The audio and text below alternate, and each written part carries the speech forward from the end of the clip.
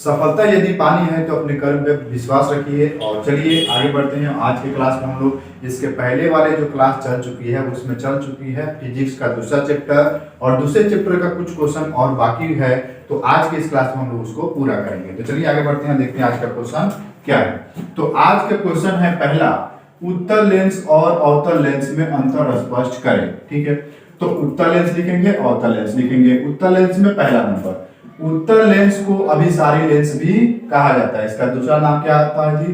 तो इसका दूसरा नाम जो है वो अभिसारी लेंस है। ठीक है, उसी तरह से अवतल लेंस का दूसरा नाम तो लिखेंगे, अवतल लेंस को अपसारी लेंस भी कहा जाता है। तो ये भी हो गया क्लियर, एक एक अंतर हो गया। अब दूसरा अंतर देखिए, लिखेंगे यह लेंस के किनारे पर पतला और बीच में मोटा होता है, उत्तल लेंस। अब आते हैं अवतल लेंस में, लिखेंगे 2 नंबर, यह लेंस किनारे पर मोटा और बीच में पतला होता है। ठीक है, तीसरा नंबर उत्तल लेंस में अंतर लिखेंगे, उत्तल लेंस में काल्पनिक और वास्तविक प्रतिबिंब दोनों बनता है। या फिर देखिए लिखेंगे 3 नंबर में उत्तल लेंस में, 3 नंबर उत्तल लेंस में काल्पनिक और वास्तविक प्रतिबिंब बनता है।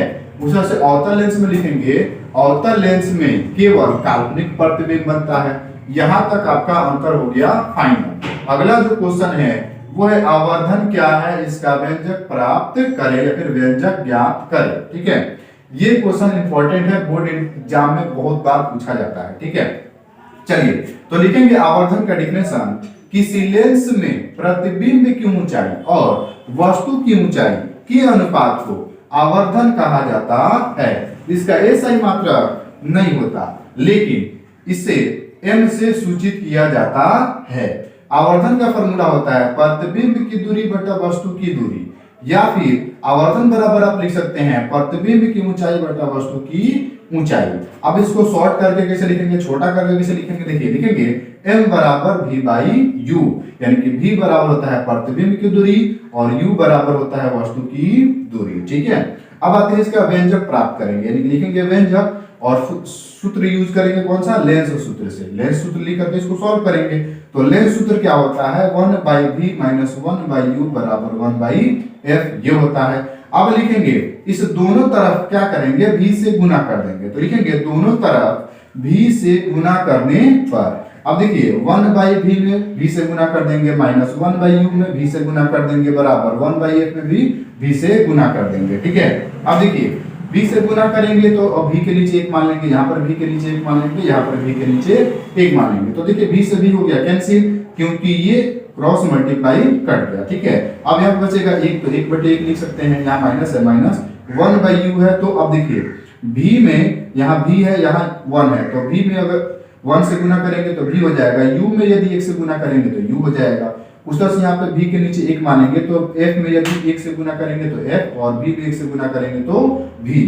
अब देखिए यहाँ पर 1 में यदि 1 से भाग दे तो 1 आ जाएगा। ठीक है, उसी तरह से माइनस है तो माइनस लिखेंगे, v/u है तो v/u लिखेंगे, बराबर यहाँ पे है तो बराबर लिखेंगे। अब देखिए यहाँ पे है v/f, तो यहाँ v/f लिखेंगे। ठीक है, अब देखिए v/u जो है वो हम लोग पता है कि m के बराबर होता है, यानी कि m बराबर होता है v/u। तो क्या हम v/u के जगह पे m नहीं लिख सकते हैं जी? लिख सकते हैं, तो यहाँ पे लिख देंगे m, तो 1 माइनस का हो जाएगा m बराबर v/f हो जाएगा। अब m इधर प्लस में बराबर की साइड भेज देंगे तो चल जाएगा, सॉरी m इधर माइनस में बराबर की साइड भेजेंगे तो चल जाएगा प्लस में, तो हो जाएगा 1 बराबर v/f प्लस m। ठीक है, अब v/f जो है प्लस में बराबर की साइड भेजेंगे तो माइनस में हो जाएगा, तो लिखेंगे 1 माइनस का v/f बराबर m। ये हो गया आपका प्रूफ। अब चलिए अगले क्वेश्चन पे बढ़ते हैं जी। अगला क्वेश्चन है, लेंस की क्षमता से आप क्या समझते हैं, इसका SI मात्रक को बताएं। ठीक है, तो अब हम लिखेंगे इसका डिफिनेशन, देखिए क्या लिखेंगे, लिखेंगे किसी लेंस द्वारा किरणों को मोड़ने की क्षमता को लेंस की क्षमता कहा जाता है। ठीक है, अर्थात जो लेंस किरणों को अधिक मोड़ेगी उसकी क्षमता अधिक होती है, और जो कम मोड़ेगी उसकी क्षमता कम होती है। इस तरह किसी लेंस की फोकस दूरी के व्युत्क्रम को लेंस की क्षमता कहा जाता है। लिखेंगे लेंस की क्षमता बराबर, इसका फॉर्मूला होता है लेंस की क्षमता बराबर 1 बाई फोकस दूरी। ठीक है, लेंस की क्षमता का फॉर्मूला क्या होता है 1 फोकस दूरी। अब इसको छोटे में लिखते हैं P बराबर 1/f। अब आते हैं आगे, लेंस की क्षमता का ऐसे मात्रक बताएं, यानी कि लेंस की क्षमता का ऐसे मात्रक होता है डायोप्टर, जिसको हम लोग लिखते हैं D से। तो वही बात यहाँ पर लिखा गया है, लेंस की क्षमता का ऐसा मात्रक डायोप्टर होता है जो D से सूचित किया जाता है। इतना हम लोग लिखेंगे। अगला है स्पर्श कर आप, यहाँ हम कैसे बताएंगे कि कौन उत्तल लेंस और अवतल लेंस एवं कांच की प्लेट है। स्पर्श करके यानी कि छू करके हम कैसे बता सकते हैं कि कौन उत्तल लेंस है, कौन अवतल लेंस है और कौन कांच की प्लेट है। ये भी क्वेश्चन बोर्ड एग्जाम के लिए बहुत ही इंपॉर्टेंट है, ये भी बहुत बार पूछा गया है बोर्ड एग्जाम में। तो चलिए लिखेंगे इसका डेफिनेशन, लिखेंगे स्पर्श कर हम बता सकते हैं कि कौन उत्तल लेंस और कौन अवतल लेंस तथा कौन कांच की प्लेट है। इसलिए हम मेज पर रखे उत्तल लेंस, अवतल लेंस तथा कांच की प्लेट को बारी बारी से स्पर्श करेंगे। यानी कि एक मेज है, उस पे उत्तल लेंस भी है, अवतल लेंस भी है और कांच की प्लेट है, उसको बारी बारी से हम लोग छू करके देखेंगे क्या क्या उसमें बातें हैं और उसके आधार पर हम बताएंगे कि हाँ ये स्पर्श करके हम बता सकते हैं। तो लिखेंगे पहला नंबर, जिस लेंस का दोनों सतह उभरा हुआ हो तो उसे उत्तल लेंस कहा जाता है। ठीक है, यानी कि एक हम गए टेबल पे, एक उस पे से लेंस उठाए और देख रहे हैं कि उसका दोनों सतह उभरा हुआ हो, मतलब उभरा हुआ है। ठीक है, तो उसको हम बोलेंगे कि यह एक उत्तल लेंस है। ठीक है, अब दूसरा प्लेट उठा रहे हैं, देख रहे हैं दूसरा लेंस उठाए और लिखेंगे, देखिए उठाने के बाद क्या है, देखिए दूसरा नंबर, जिस लेंस का दोनों सतह धंसा हुआ हो तो उसे अवतल लेंस समझा जाता है। अब दूसरा हमने लेंस उठाया और देख रहे हैं कि उसका जो है ना दोनों सतह धंसा हुआ है,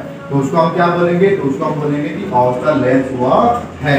अब आएंगे हम लोग 3 नंबर में। 3 नंबर में हम लोग देखेंगे जिस लेंस का दोनों अपवर्तक सतह, ठीक है, यानी कि जिस लेंस का दोनों अपवर्तक सतह समतल हो तो उसे कांच समझा जाता है। यानी कि अब तीसरा उठा रहे हैं और देख रहे हैं उसका परावर्तक सतह जो है वो समतल है, यानी कि बराबर है, तो उसको हम लोग समझेंगे कि यह कांच की प्लेट है। अब देखिए आगे अगला क्वेश्चन बोला गया है कि बिना स्पर्श कर हम कैसे बताएंगे कि कौन उत्तल लेंस और कौन अवतल लेंस तथा कांच की प्लेट है। ये हम कैसे पता लगा सकते हैं बिना उसको छुए। ठीक है, तो देखिए वही एक मेज है, उस मेज के ऊपर बहुत सारे दर्पण रखा गया है या फिर लेंस रखा गया है, उसके पास हम अपना उंगली ले जाएंगे और चेक करेंगे कि हमारा उंगली का प्रतिबिंब कैसा बन रहा है, उसके अनुसार हम लोग बताएंगे कि हम बिना स्पर्श किए भी बता सकते हैं। तो लिखेंगे पहला नंबर, देखिए तो लिखेंगे हम लोग मेज पर रखे उत्तल लेंस, अवतल लेंस तथा कांच की प्लेट के सामने अपनी उंगली से बारी बारी से करके देखा जाता है। यानी सब उंगली ले जाएंगे और बारी बारी से अपना उंगली का प्रतिबिंब चेक करेंगे। ठीक है, तो पहला नंबर में देखिए, यदि उंगली अपनी वास्तविक आकार से बहुत बड़ा दिखाई देता है तब वह उत्तल लेंस है। यानी कि अगर हम अपना उंगली ले गए उसके नीचे और हमारा उंगली जो है वो बड़ा दिखाई यदि दे तो उसको हम समझेंगे कि वो उत्तल लेंस है। ठीक है, अब देखते हैं दूसरा नंबर, यदि उंगली अपनी वास्तविक आकार से छोटा दिखाई दे, यानी कि उंगली हमारा इतना बड़ा है, अब ये अपने वास्तविक आकार से यदि छोटा दिखाई दे तो हम बोलेंगे कि वो हमारा वो बोलेंगे अवतल लेंस है। उसी तरह से लिखेंगे यदि उंगली अपनी वास्तविक आकार के बराबर दिखाई देता है तब वह कांच की प्लेट होता है। यानी कि उंगली ले गए और हमारा उंगली अगर जितना अभी लंबा है उतना लंबा अगर फोकस में भी दिखाई दे रहा है तो हम वहां पे बोलेंगे कि वो जो है ना वो कांच की प्लेट है। तो इसके अनुसार आप लोग बता सकते हैं बिना स्पर्श किए कि कौन उत्तल लेंस है, कौन अवतल लेंस है। उसी तरह से इसके पहले वाले में आप बता सकते हैं कि स्पर्श करके छू करके बता सकते हैं कौन अवतल लेंस है, कौन उत्तल लेंस है, कौन कांच की प्लेट है। तो आज के क्लास में इतना ही, फिर मिलते हैं अगले क्लास में, तब तक के लिए जय हिंद, वंदे मातरम।